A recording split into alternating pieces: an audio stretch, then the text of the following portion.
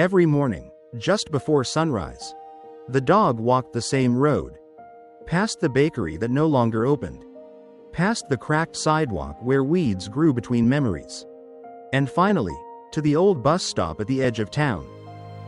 He curled up beneath the faded metal bench, lifting his head every time a bus arrived.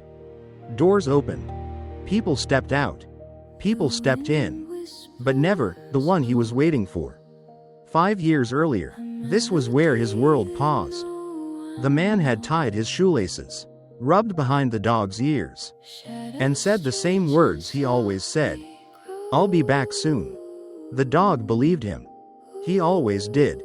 The bus pulled away that day, and the man never returned. No one explained death to the dog. No one told him about the accident on the highway. No one told him that soon sometimes means never. So the dog waited. At first, people noticed him.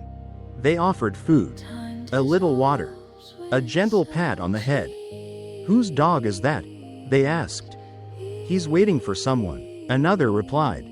As weeks turned into months, and months into years, the questions stopped. But the dog didn't. Rain soaked his fur. Summer burned the pavement beneath his paws. Winter wrapped the bus stop in silence and frost. Still, every day, he came. His fur grew thinner. His muzzle turned gray. His eyes, once bright, softened with time. But every time a bus arrived, he stood, hope lifting his tired body one more time. People came and went from the town.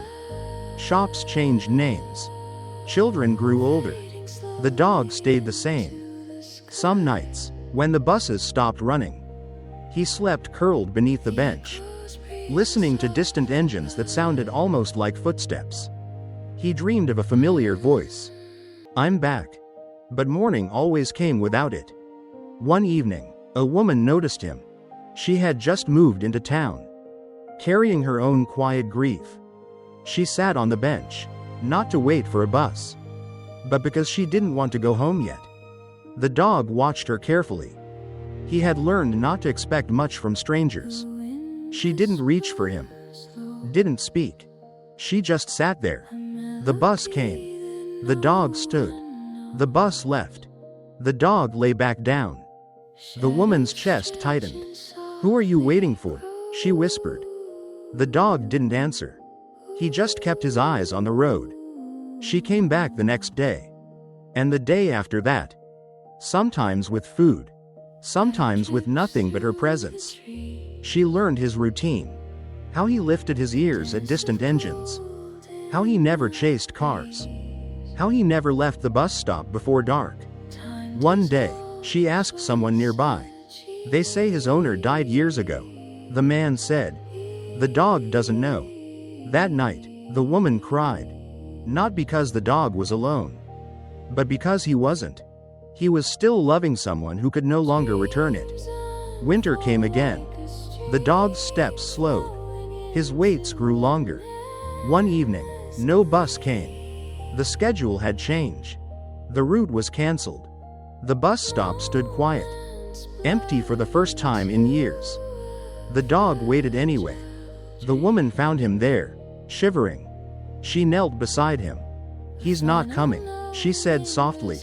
"I know you don't understand, but you don't have to stay here anymore." The dog looked at her, not with confusion, but with something like trust. She didn't pull his leash, didn't force him to move. She simply stood up and walked a few steps away. Then she stopped. The dog hesitated. One last look at the road. One last memory. Then, he followed. That night, he slept indoors for the first time in years. Not because he forgot, but because someone stayed. In the morning, they walked past the bus stop together. The dog slowed. She waited. After a moment, he kept walking. Some waits don't end because we stop loving. They end because love finds a new place to live.